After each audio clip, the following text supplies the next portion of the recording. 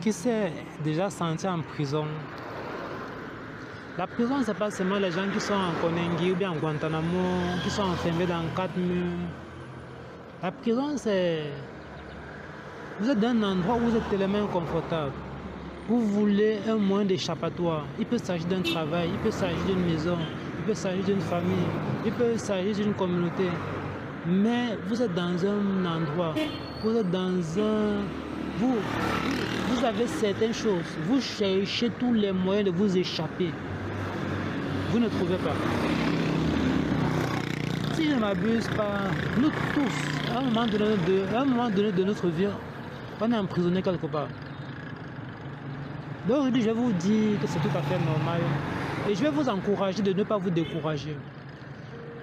Il suffit de regarder Joseph. Joseph était en prison innocemment. Donc, c'est pas forcément que vous avez fait quelque chose de mal. C'est pas forcément que c'est de votre faute.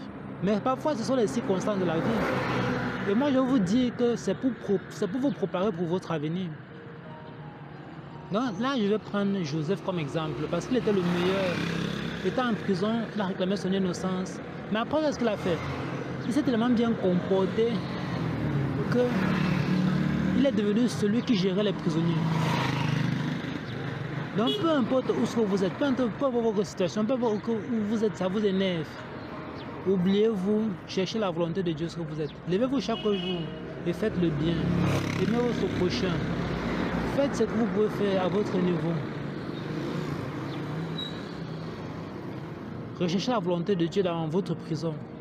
Et Dieu vous fera sortir de votre prison et vous mènera où vous aurez plus de liberté, vous aurez plus de bonheur, plus de joie. Mais pour l'instant, ne vous découragez pas et ne prenez pas cette prison comme...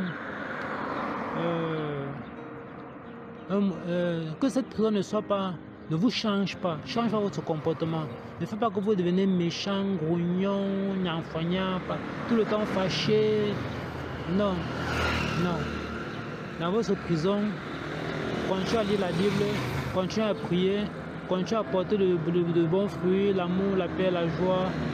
Et continuez à servir votre prochain, continuez à prendre soin de vous, vous aurez moins de faire ce que vous aimez, faire le sport, faire autre chose que vous aimez, malgré votre prison, continuez à jouir de la vie dans votre prison et Dieu vous fera sortir de votre prison tôt ou tard. C'est une épreuve, donc soyez plus fort que cette épreuve et venez-en en bon entendeur. Salut, ciao, ciao.